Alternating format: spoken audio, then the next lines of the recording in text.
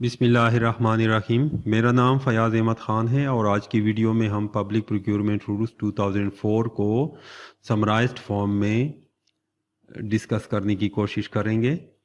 Public procurement rules 2004 کو section 26 of public procurement regulatory authority ordinance 2002 کے تحت federal government نے بنائے اور ان کا مین مقصد پبلک پروکیورمنٹ میں ٹرانسپیرنسی لانا، اکاؤنٹیبلٹی کو امپروو کرنا، ایفیشینسی کو امپروو کرنا اور اکنامیکل پبلک پروکیورمنٹس کرنا اور گڈ گورننس کو امپروو کرنا شامل تھا۔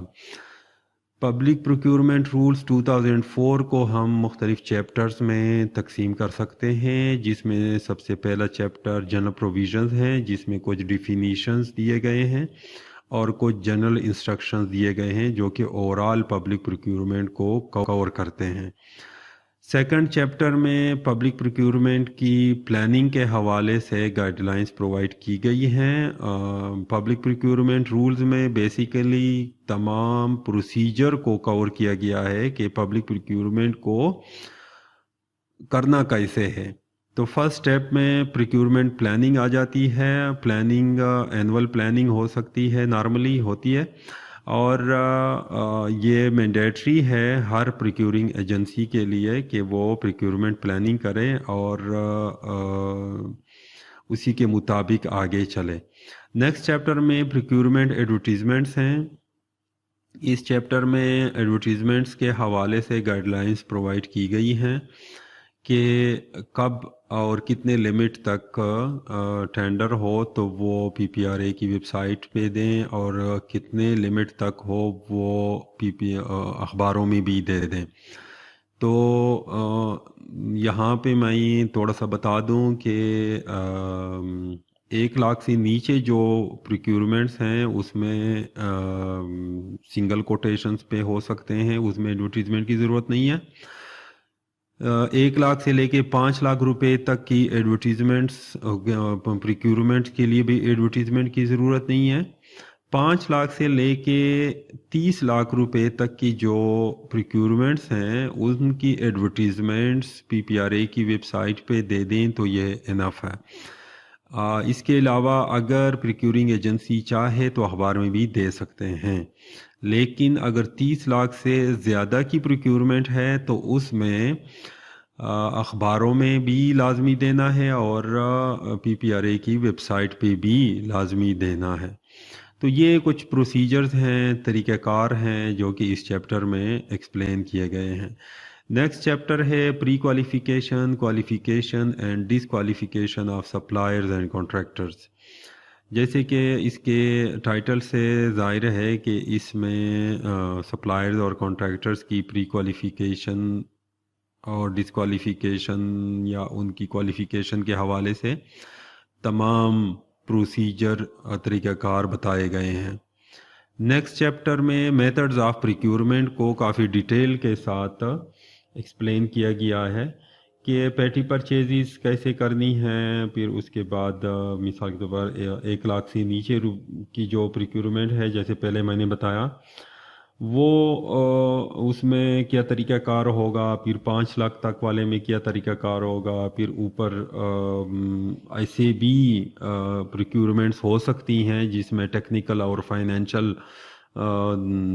اسپیکٹس شامل ہوں، تو اس میں single envelope, single stage, 2 envelope, single stage, 2 envelope, 2 stage وغیرہ مختلف طریقے ہیں پروکیورمنٹ کے جو کہ اس چیپٹر میں ایکسپلین کیے گئے ہیں۔ نیکسٹ چیپٹر ہے opening, evaluation and rejection of bids. جب ایڈورٹیزمنٹ ہم کر لیتے ہیں اور method of procurement qualification, pre qualification کے سے ہم باہر نکل کے ایڈورٹائز کر لیتے ہیں تو ایڈورٹیزمنٹ کے بعد بڈز جمع ہو جاتی ہیں، پھر ان بڈز کو اوپن کیا جاتا ہے، اس کی ایویلویٹ کیا جاتا ہے as per evaluation criteria.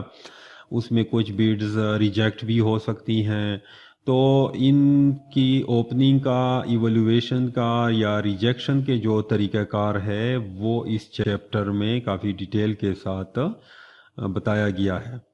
Next chapter ہے acceptance of beds and award of procurement contracts.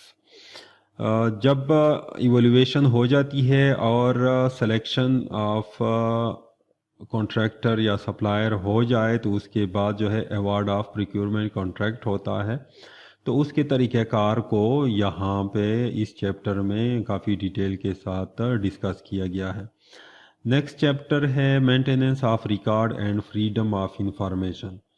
یہ بہت اہم ہے۔ پبلک پریکیورمنٹ جتنی بھی کی جائے، پریکیورمنٹ پلاننگ سے لے کے ایکسیپٹنس آف بڈس تک اور ایوارڈ آف پریکیورمنٹ کانٹریکٹس تک تمام پروسیجر ریٹن فارم میں ہونے چاہیے اور اس کا پراپر ریکارڈ رکھنا ضروری ہے، لازم ہے پریکیورنگ ایجنسیز پہ۔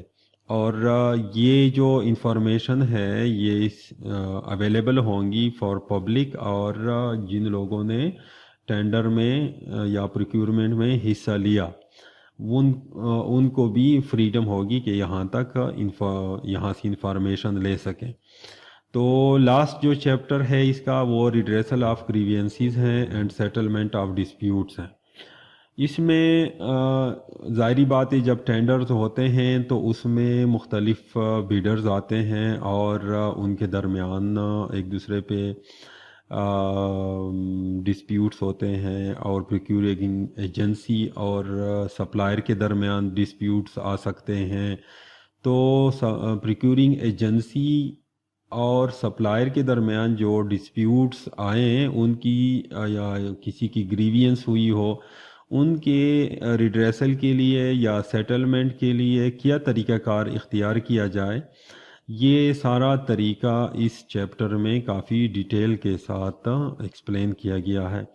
ان تمام رولز کو چیپٹر وائز انشاءاللہ نیکسٹ ویڈیوز میں ڈیٹیل کے ساتھ ایکسپلین کرنے کی کوشش کروں گا کہ ہر ایک پوائنٹ کو ہم پراپر طریقے سے سمجھ سکیں اور پبلک پریکیورمنٹ کو میں پارٹیسپیٹ کرنے والے لوگ بھی اس کو سمجھ سکیں، اور جو پبلک پریکیورمنٹ کر رہے ہیں وہ بھی ایز پر رولز اچھے طریقے سے اس کے جو مین پرپزز ہیں جیسے ٹرانسپیرنسی، اکاؤنٹیبلٹی، ایفیشینسی، اکانومی اور گڈ گورننس کو حاصل کر سکیں۔